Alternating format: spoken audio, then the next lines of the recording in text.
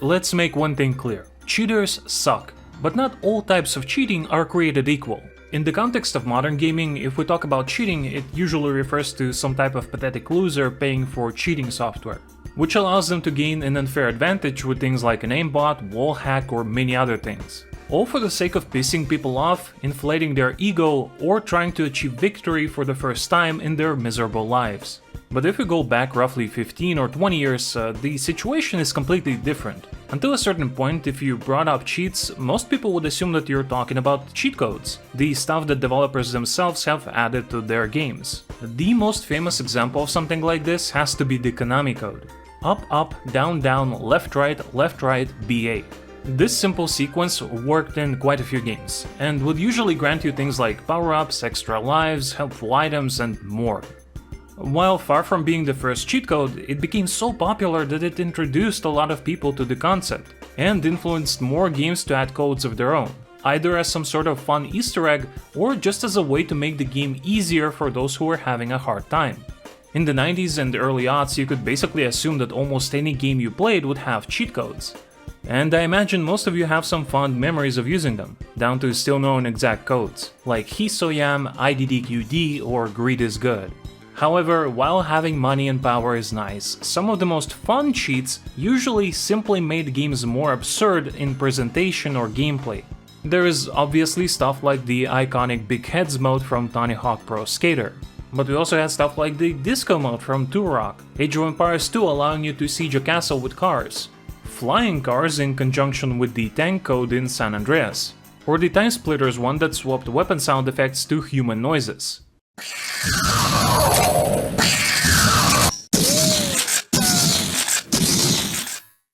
Now, despite fighting games being fairly popular around this time period, you never see people talk about the fun cheat codes in those games. Not just the stuff that would unlock characters, secret bosses, or have some other mild effects. This got me curious. Did the genre just miss out on the trend, or is it simply shrouded in obscurity? The answer to that is, well, it's a little bit of both. So let's dive into it. And hey, if you end up enjoying the video, we deeply appreciate if you leave a like or subscribe to the channel. Cheers! To much surprise, things actually start getting somewhat interesting fairly early on. Street Fighter II Turbo for SNES started messing with the rules of the game by giving you a code that disabled the special moves, straight up removing one of the core aspects of the game. If that sounds a bit too boring, it also had a code that enabled you to go beyond Turbo mode, into the Mega Turbo, which made the game run at a blistering speed. The later special Champion Edition for Mega Drive would flip the idea on its head and allow you to disable normal moves, which can make the game fairly difficult with the way SF2 AI works. Funnily enough, Street Fighter the movie The Game actually outshines all of SF2 here, giving you the option to turn off blocking, kicks, punches, throws, meter, normals, and or specials, on top of other sillier stuff like inverting all the controls. You see this a lot when it comes to the earliest fighting games. Some of the most common options you get are down to which part of the game you want to turn on or off, and quite a few also offer to speed the game up. Killer Instinct in particular allowed for several different speed options, while games like Fatal Fury 3 offered a more static bump up in the game space.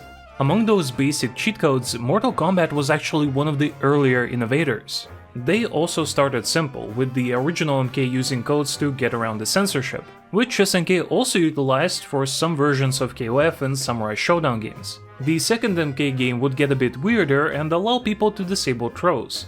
It's a shame we don't have stats from that era about how many people actually used codes like this.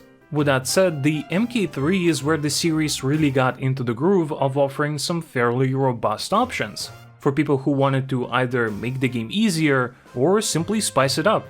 On top of disabling throws, you could also remove blocking, combos, or sweeps from the game.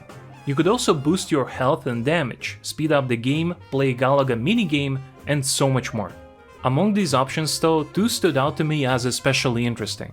The first one is Dark Combat. You're seeing the MK9 version here because MK3 one is potentially seizure-inducing, but the point of Dark Combat is that you only see brief flashes of gameplay before the screen gets covered up, essentially forcing both players to guess.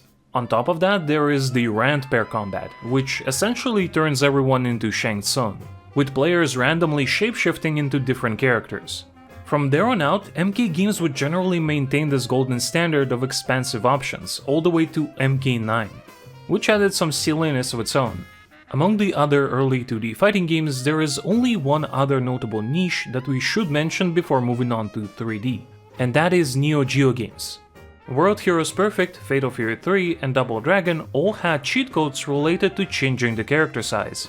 On top of just being kinda funny in and of itself, it's interesting that this was only really possible thanks to the technology behind Neo Geo, which allowed developers to smoothly scale down sprites. It's just a bit of a shame that this wasn't a more common feature among Neo Geo fighters.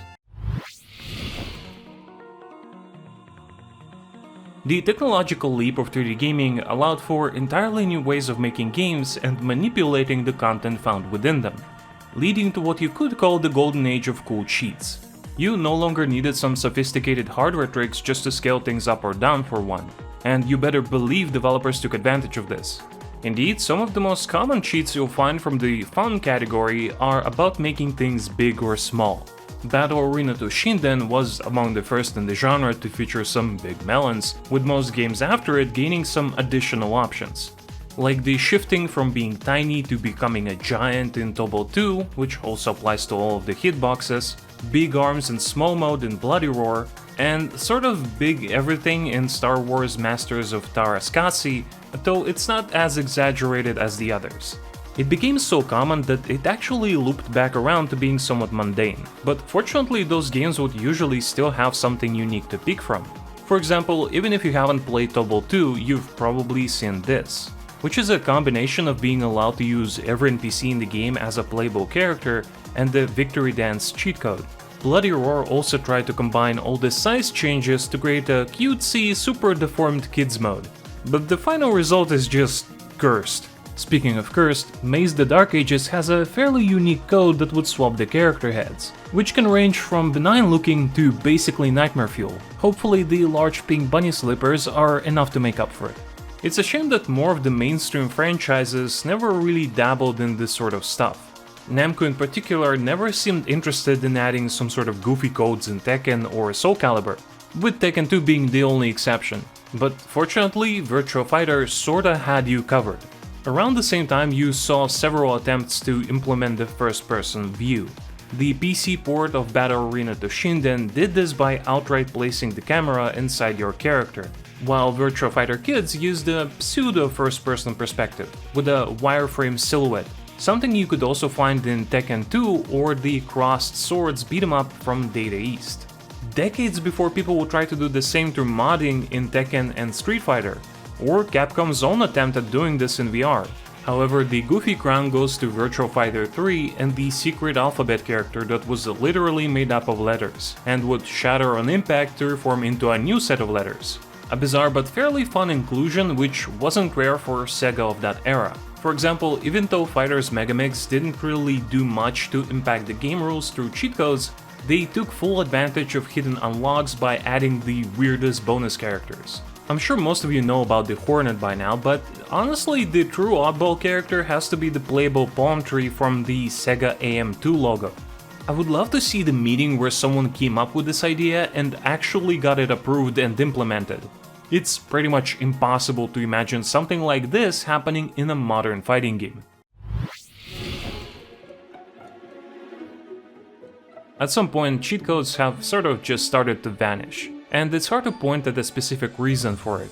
One of them has to be down to how much video games ballooned in size and complexity, while the agency of individual developers diminished. You no longer hear stories about one of the devs adding in fun little cheats or Easter eggs just because they felt like it. These days, that decision would need to pass by 10 team leads and 20 managers who then ask smart guys in suits if it's okay to add more fun to the game, only to hear a resounding no for an answer. A more compelling reason is that for similar reasons, as in the size of the game, complexity, budget, some games can't afford to have the hidden content instead of marketable features. For example, MK Shaolin Monks straight up had a code that allowed you to play MK2. These days I think most would rather advertise something like this instead of hiding it. What used to be a turbo mode cheat code has become a condition for treasure battles in Tekken. Fatal Fury City of the Wolves and Mortal Kombat 1 Invasions have also introduced similar things as special conditions in their single-player content. It was genuinely shocking to find out that Street Fighter 6 also had a cheat code, which changed the dynamic commentary to animal noises.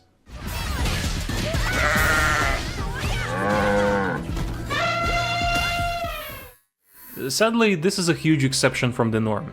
Even though this is not a huge loss, and fighting games have gained far more than they have lost over the years, there's just something charming about these little secrets that the developers leave behind. So that's gonna be it for today. Hopefully you discovered something new and interesting, and if we missed something, please let us know in the comments. Thank you for watching all the way to the end, and see you next time.